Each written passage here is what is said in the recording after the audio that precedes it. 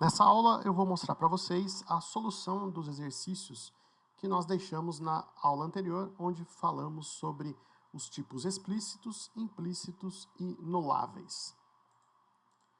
Então, só relembrando aqui os exercícios, as atividades que a gente deixou na última aula, a primeira era aplicar a declaração implícita de variáveis em todas as declarações que foram feitas de forma explícita e que na declaração a gente já estava fazendo a inicialização da variável.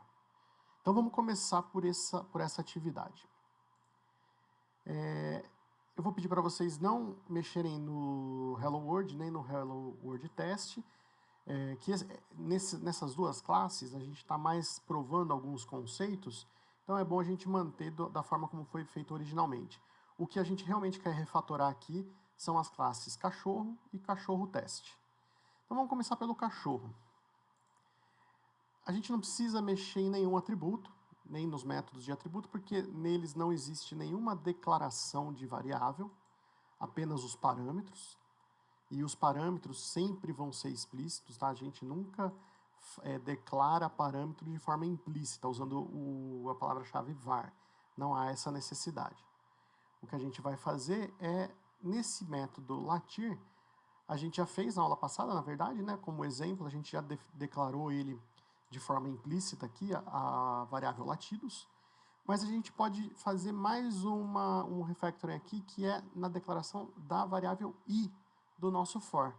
Então aqui dentro do for a gente tem uma declaração de uma variável que é usada como contador para a iteração do for. Então a gente pode aqui, no lugar do short, declarar essa variável de forma implícita. Isso é possível aqui também. E aqui no método quanto devo comer não tem também nenhuma declaração de variável que a gente precise mudar. Então basicamente o que a gente mudou foi o método latir, no variável latidos e variável i. E eu acredito que é onde a gente mais vai ter trabalho aqui para refatorar é no teste unitário cachorro teste. Então, se a gente for ver aqui, a gente vai ver aqui, ó, logo no primeiro teste, cachorro latir teste, a gente tem aqui a declaração da variável leia e que a gente pode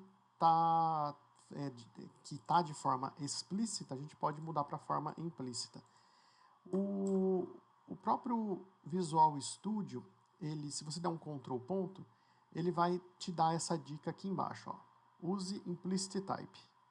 Você pode aplicar isso para todas as variáveis que estão de forma explícita declaradas. Tá? Vamos fazer isso para cada um dos métodos. Então, vou pedir para ele mudar aqui também. Só tome cuidado para não pegar sempre a primeira opção que o Visual Studio te dá, tá? Porque a primeira opção, ela não faz o que a gente quer. O que a gente quer tá na última opção aqui, ó. Ctrl ponto.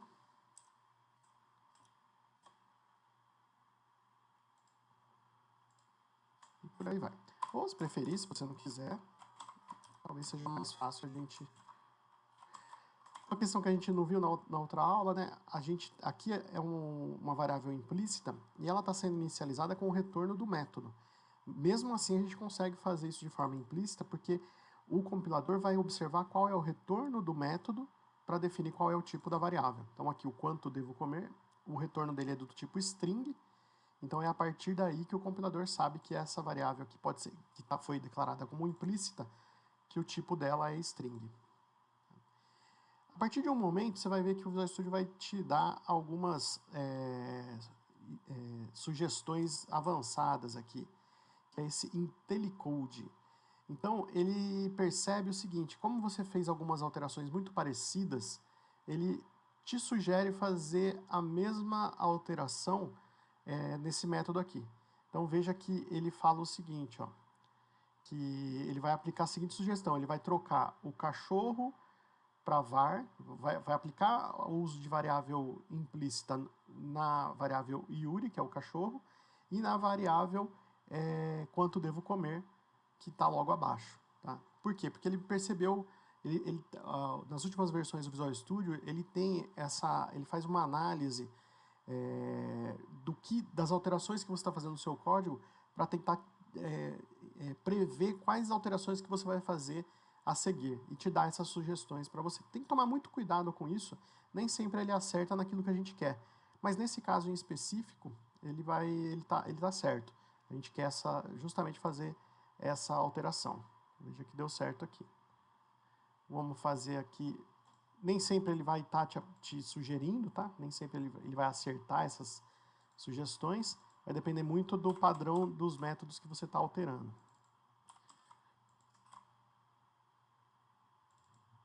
Vamos lá, aqui também.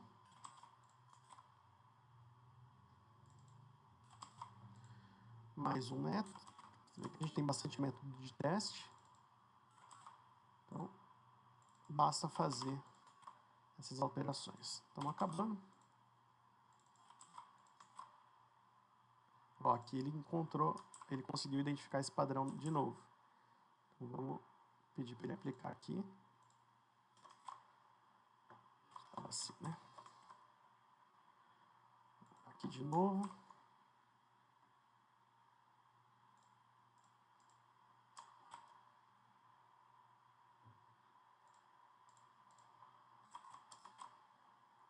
E por último, o get vacinado, também ele conseguiu achar aqui, através do IntelliCode, aqui a sugestão.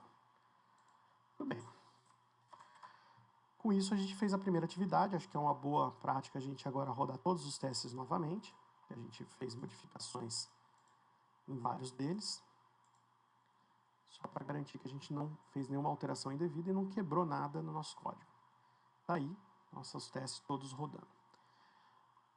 Voltando para a nossa apresentação aqui, a outra atividade que a gente deixou foi para modificar o atributo peso do cachorro para que ele permita o valor nulo.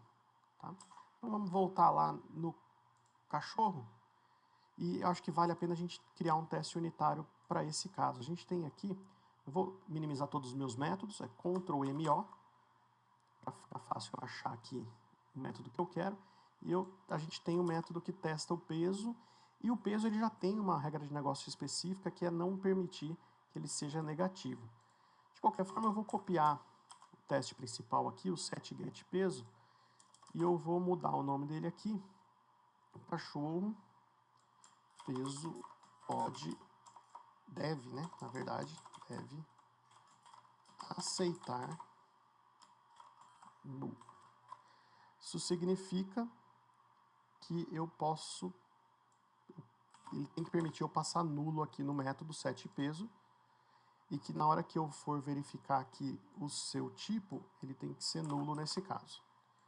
Sem, obviamente, afetar as funcionalidades que já existem. Então ele tem que continuar aceitando valores do tipo double, mas opcionalmente ele tem que permitir aceitar nulo. Tá?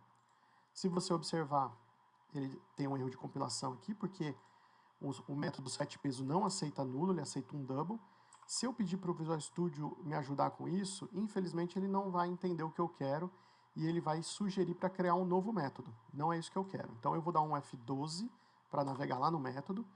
E aqui, no parâmetro do método, eu quero que ele aceite nulo. Então eu vou declarar ele como nulável aqui. Você vai ver que ele vai dar um erro aqui. Por quê? Porque o meu atributo peso quilo, ele não aceita nulo. Então eu vou permitir que ele aceite nulo no atributo e permitir que ele devolva nulo no método getPeso. Ok? Uma outra coisa que, aproveitando que a gente está aqui, que a gente pode refatorar, é que se o peso for menor que 0, eu não quero mais que ele fique igual a 0, eu quero que ele fique igual a nulo, tá? Que seria um valor mais adequado para essa situação. Ok? Muito bem, salvei. Voltando aqui, o meu método não está mais com erro. Eu acho que vale a pena a gente executar. Bem, vamos executar esse método aqui, esse teste, para ver se ele está passando. Ele está ok. E aí vale a gente fazer uma execução geral agora, para ver se não quebrou mais nada. E a gente tem um problema. Bem, o nosso teste, agora o nosso método aceita nulo, né? O atributo peso do cachorro permite eu passar o valor nulo, porém essa alteração fez com que quebrasse o outro teste, que é a questão do valor negativo. E se a gente observar aqui, ele estava esperando que quando fosse negativo, o peso ficasse zero, porém agora ele está ficando nulo. Isso é interessante porque a gente mudou uma regra de negócio aqui no cachorro, né, exatamente nessa linha, sem antes aplicar essa regra no teste. E aí é um dos pontos importantes do teste unitário, porque a gente afetou uma regra de negócio e não refatorou o teste antes. Ou seja, será que essa regra de negócio realmente deveria ser modificada? No nosso caso aqui, eu acredito que sim. Eu acredito que a gente deva aplicar essa regra. A nossa falha foi não ter feito essa mudança dessa regra no teste unitário antes. Tá? Mas tudo bem, vamos acertar agora. Eu vou esperar que o peso seja nulo sempre que alguém tentar gravar um peso negativo. Salvei, vamos executar tudo de novo. E aí está. Bem, o código que a gente fez nessa aula está aqui na Brint, aula 016 exercícios. Se você quiser consultar esse código, fique à vontade lá. E espero vocês na próxima aula.